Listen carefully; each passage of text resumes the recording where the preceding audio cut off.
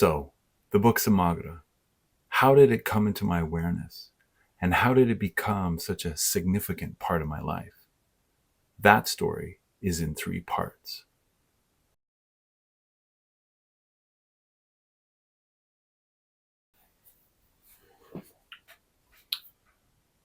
Now, the first part to this story starts in 1998. I was about a year and a half at a university where I had completed my Bachelor's of Arts, Fine Arts in Music Composition at Simon Fraser University. And my experience of university gave me a lot. And one of the things it gave me was that I didn't really want to have an academic career. And so I didn't know what to do in terms of looking that far ahead in my life. The only things that I was clear about at that time was that I was very invested in martial arts. I was doing more and more of it all the time. And I found that my time in academia was very much in the head, and I wanted to explore more of my physiology. I wanted to explore movement. And consequently, by the time I got out of university, my brother and I had followed our shared interest in film. And by the time I got out of university, that was part of where my focus was. But I was doing a lot of martial arts training while teaching music. And my interest in film was really ultimately towards directing. But because of the need to explore my physiology and movement, I found myself in the world of stunt work. Now, mind you, I never did any industry work. I tried at a couple points to make that happen, but really what I was doing was creating independent films. And in 98, I was filming a sequence with a small crew, and it was a chase sequence. And the climax of this sequence was that I was to be thrown off the roof of a warehouse. It was about 30 feet, your average warehouse height. It's something I had done before as part of my exploration of that craft of stunt work. And this was going to be the first time that I'd ever done a fall like this at night. So I was very excited, and I was looking to really make the most of the experience that I could.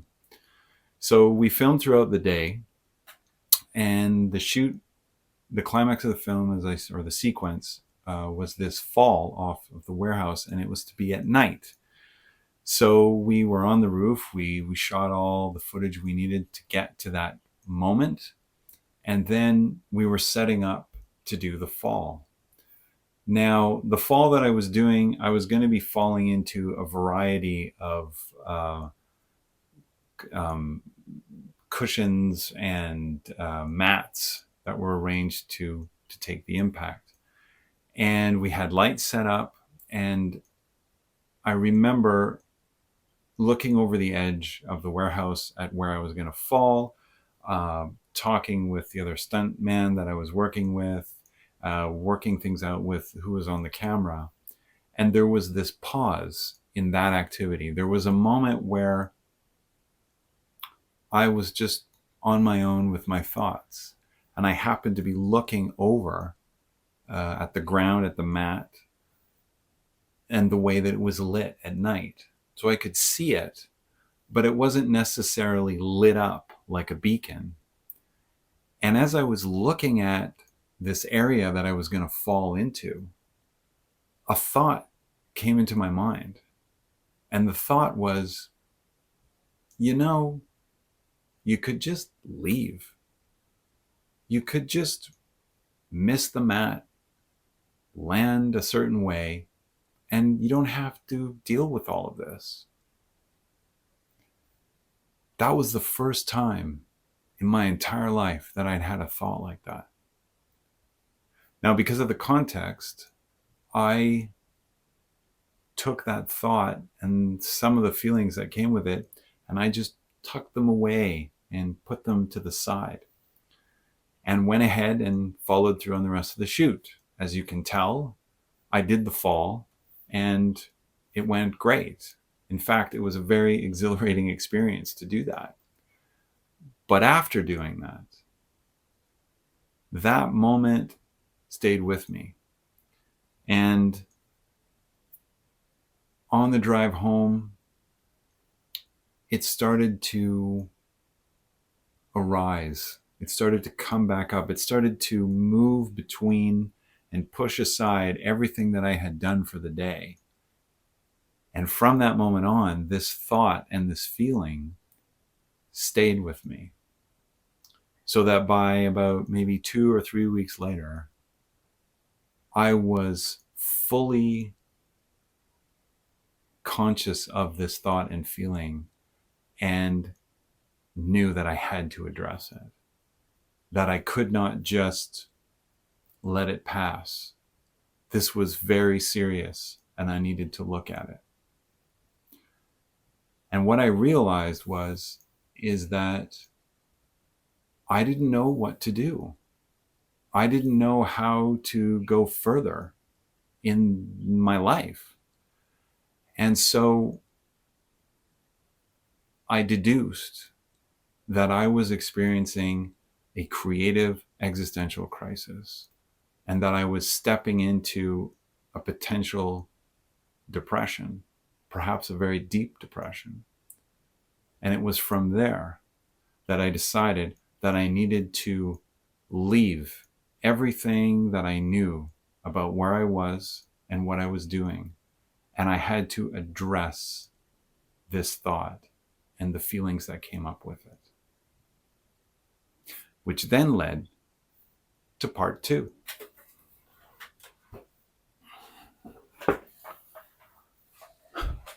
Part 2 goes something like this. I knew that I had to leave. And at the time, the thing that was really calling to me was to go see my grandfather. Now, my grandfather and I had a very special relationship with music, at least on my part. And I wanted to go see him. And a part of that was, I guess you could say it was about me considering what are my roots. I thought that trying to find, which is something many people talk about, trying to find your sense of origin can help you find a way forward. And along with this decision, I also began something I had never done before, which is I kept a very regular journal. And this would lead on to a habit of writing from this moment on that has been incredibly invaluable to me. So I took my journal and I went and stayed with my grandfather, who was living in Ontario, Cornwall, Ontario, actually. And so I went there and I stayed with him for a while. Now, of course, I should mention that, like all stories that concern our lives, there's a lot of extra elements, other tendrils of relationship, interaction, and experience. So as I move through this part of the story, I'm really paring it down to be as clear as I can about my own personal process towards the Books of Magra coming into my life. So I stayed with my grandfather and spent time with him, spent some time with my family. And not too long into that time, I realized that this isn't going to be fully what I need. Now, I was completely pleased that I had done that I'd had that time with him, because up in that time of my life, my time with my grandfather was every maybe 2 or 3 years throughout my life, because he and my grandmother would come and visit us. Or we'd go visit them, but usually they'd come see us. So to have that time with him, to live with him, was a very valuable experience, but it wasn't the root or the origin that I was looking for. And so I needed a new approach. I needed something else. And by way of the relationships of the time, someone suggested to me that I travel and I go to Japan. And when this was suggested to me, ostensibly to teach English, ESL, but when this was suggested to me, it immediately sparked a memory from a documentary I had watched about the samurai. And in the documentary, they had said that when the time came in Japanese culture and society to end the samurai's role, status, and function in the society, many samurai were lost in the sense that they could not truly be samurai as they had known it. So to compensate for this, what they did is they invested their sense of their way of living, their values, their worldview, their capacities. They put them into the arts: flower arranging, calligraphy, music, dance, the tea ceremony. They found a way to realize or continue to realize their sense of themselves through art. And so when this idea of going to Japan came to me, it immediately sparked this amazing, was almost like a chemical reaction of elements. So it reminded me of this moment in this documentary. And I recognized that the only thing at that time that I was still really invested in, even though I had left the city, I wasn't at that time continuing to train with the master that I was training with. I was still very, very much devoted to having martial arts in my life daily. And so what I did is I took this aspect of samurai history and I reverse engineered it. And I thought, well, if I'm having a creative existential crisis and martial arts is the only grounding or clear thing for me at that time, what if I did the opposite of what the samurai did? What if I invested myself in martial arts very deeply, in a very broad way, in a sense, to find the answer or insight or trajectory, guidance, whatever you want to call it, to understand what to do with my creative abilities and interests. And so that's what I did. I found a school, an ESL school, and they hired me, and I went to Japan. Before I went to Japan, I came back to Vancouver because it was on the way to Japan. You go from Ontario to Vancouver to Japan. And so I had 2 weeks in Vancouver before I left. And so, of course, I went and saw the master I was studying with. And I cleaned house a little bit here with a couple of things. And then I went to Japan. But the intention that I think a lot of people got out of what I was doing for what I said to them was I was going to Japan to teach ESL, to have some new experiences, to see more of the world. But actually what I decided to do was to invest myself in samurai philosophy, Bushido, as a way for me to understand what was going on for me with this creative existential crisis. Which now brings me to part 3.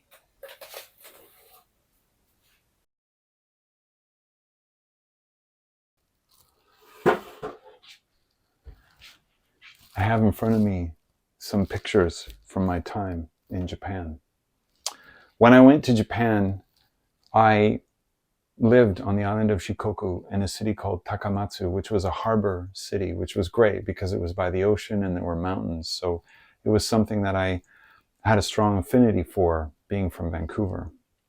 And while I was there in Japan, I was teaching ESL, so could have a job, so I could stay there for as long as I needed to study samurai philosophy, Bushido, and to just delve myself more into martial arts. As I said, I was journaling, and this was invaluable. It really enabled me to work through and process a lot of things that were going through my mind, things that I was feeling. And while I was there, I also wanted to study a martial art that was related to samurai philosophy and Bushido. And the one that I chose is called Iaido, which means the drawing of the sword. So you use katana, samurai sword, and you learn these very short forms on how to draw the sword, cut, and resheath it. It's a very elegant style of martial arts and very different from the Chinese form of martial arts that I was studying. During this time, as I was delving into martial arts philosophy, and by extension, Japanese samurai history and Japanese art, at about the 3-month point of being in Japan. So I arrived there in March. So I would say this was around the end of May, early June. I had this very particular experience. Now, the apartment that I lived in was a family-size apartment, which means it had a large open area, like a living room type area. And I had acquired this because it wasn't normally something that just a single person would have. I acquired it through my employer because I told them that I wanted to be ensured that I'd have a place to practice and train martial arts. So they made that possible for me. And when I was at this 3-month point, I had kind of come to an ease and comfort of my time in Japan. I had found a rhythm, and I had oriented myself. And in my apartment, like many Japanese apartments, there is a sleeping area, a room, and it has a floor called tatami, which is made out of grass. And I loved that. It was beautiful. It actually had patio doors onto my balcony in the apartment building I was living in. And about 60 feet away from the balcony, there were train tracks. And I loved having the train go by. It awoke a nostalgic feeling I didn't know I had. But on this particular day, 3 months into being in Japan, I was waiting to go to the job, to go teach, because I didn't start teaching until about 1, so I wouldn't leave my apartment until about noon, quarter after noon. So in the mornings, I would train or do whatever else I needed to or wanted to do. And on this particular day, I had trained in the morning, I'd gotten ready to go to the job, and I had some time. And so I was just sitting with the patio door open, feeling the air, hearing the sounds. And as I was doing this, all of a sudden, from, well, out of nowhere, this image dropped into not just my mind, my body. It was a visceral, visual shock to my system. And I immediately grabbed pen and paper and started writing. And what I wrote was something I had never seen or conceived of before. It was, for lack of a better way to put it, it was the portrayal of a ritual that was personal, that was communal, that was cosmic, that was terrestrial. There were the names of places and people, and I could feel it in my body. I wrote everything I saw and felt, and it was about 5 pages long. My sense of time of writing it isn't even a factor. I don't know how long it took me to write. I have no idea. But my memory of it was that it was instantaneous. And after I had finished writing this, I realized that I had just written the centerpiece to a large-scale epic. And it not only was a collection of a number of what you could call different ways of writing and genre, but it also included music. And it not only included capacities that I had maybe developed up until that point in my life, but it called upon interests and passions that I had that I actually thought weren't for me to invest myself in. It was such an all-encompassing awareness of myself in what I had written and what I had felt that it was so exhilarating. The euphoria was spectacular. But right along with that was being terrified. I was terrified because of the magnitude of it. I was overwhelmed by what it was asking me to look at in myself and what it was asking me to produce, to express.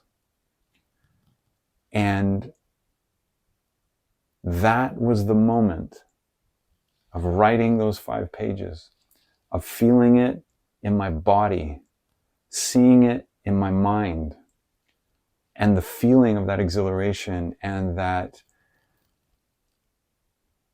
intimidation that I realized that I had, which is commonly often referred to as a mystic experience, and that was the moment that the Books of Magra came into my awareness. Now, since then, a lot has happened, because this happened in the year 2000. When I arrived in Japan, it was the year 2000. So since that time, that experience of writing those first 5 pages, I have been continually opening up that experience, just like a fractal, ever expanding, ever growing, showing more depth, showing more magnitude. And that is the origin of the Books of Magra coming into my awareness, coming into my life.